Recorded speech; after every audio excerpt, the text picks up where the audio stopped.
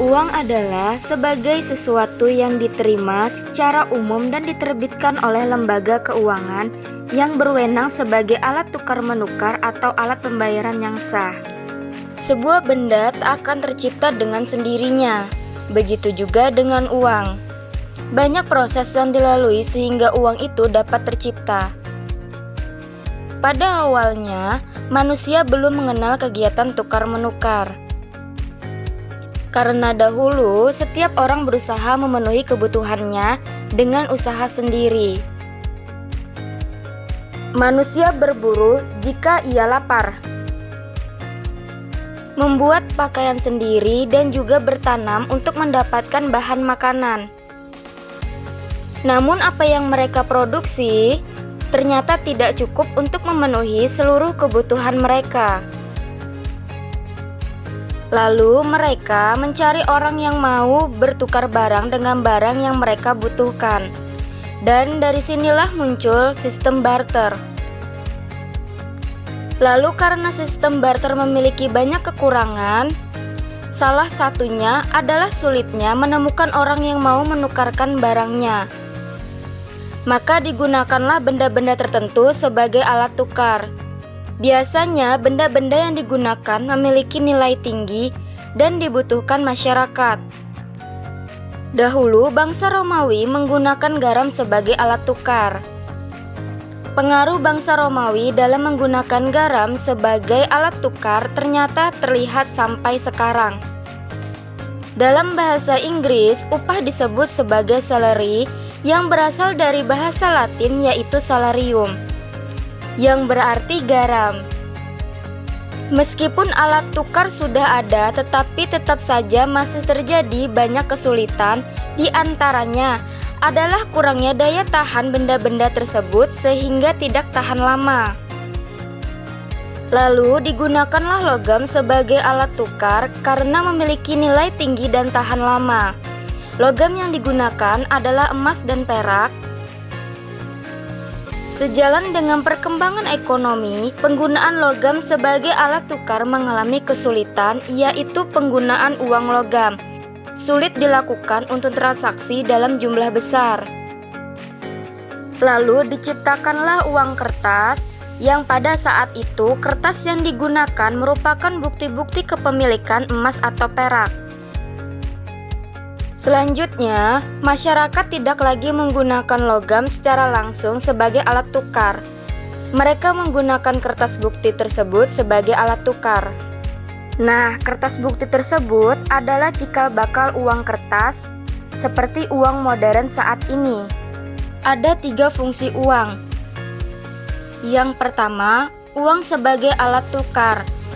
Orang yang akan melakukan pertukaran tidak perlu menukarkannya dengan barang, tetapi cukup menggunakan uang sebagai alat tukar. Kesulitan pertukaran dengan cara barter dapat diatasi dengan pertukaran uang. Yang kedua, uang sebagai pengukur nilai. Uang dapat digunakan untuk menunjukkan nilai berbagai macam barang atau jasa yang diperjualbelikan, menunjukkan besarnya kekayaan, dan menghitung besar kecilnya pinjaman. Uang juga dipakai untuk menentukan harga barang atau jasa, alat penunjuk harga. Yang ketiga, uang sebagai penyimpan nilai.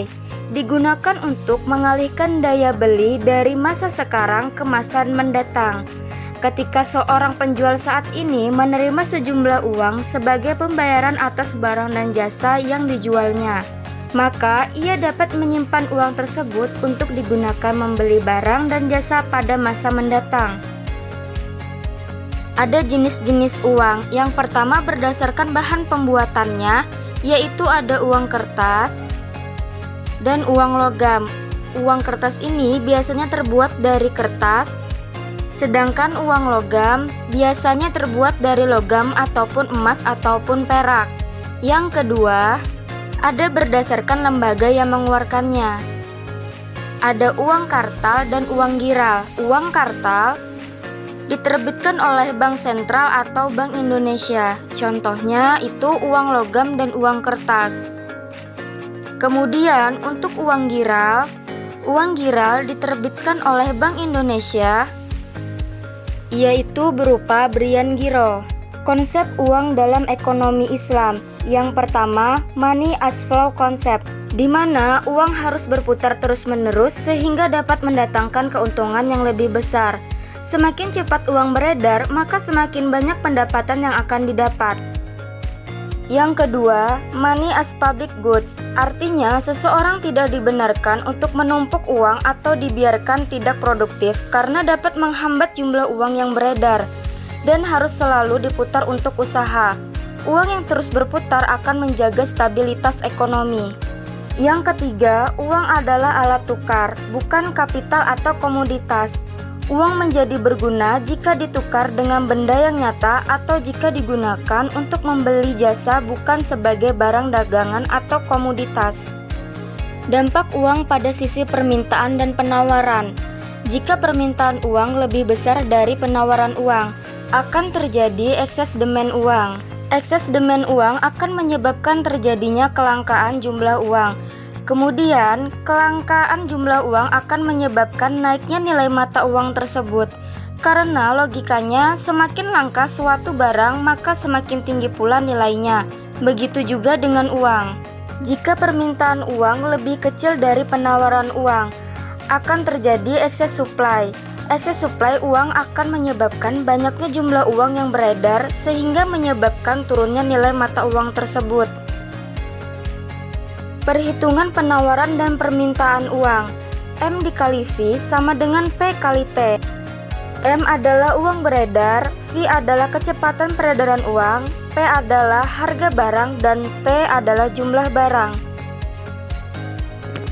Economic value of money dan economic value of time. Yang pertama, time value of money adalah konsep yang menerangkan bahwa nilai uang pada saat sekarang lebih berharga jika dikomparasikan di masa yang akan datang. Sehingga dengan waktu yang terus berjalan, nilai normal uang harus ditingkatkan agar nilai realnya sama. Konsep ini menganggap bahwa nilai uang harus selalu bertambah atau tidak peduli dengan cara-cara untuk menambah nilai uang tersebut. Maka dari itu, konsep ini sangat identik dengan riba. Yang kedua, economic value of time adalah konsep yang menyatakan waktu, atau khususnya yang produktif, akan menghasilkan dan menambah nilai ekonomi. Dengan konsep ini, maka jika kita ingin menghasilkan dan menambah nilai ekonomi, kita harus memanfaatkan waktu sebaik dan seproduktif mungkin.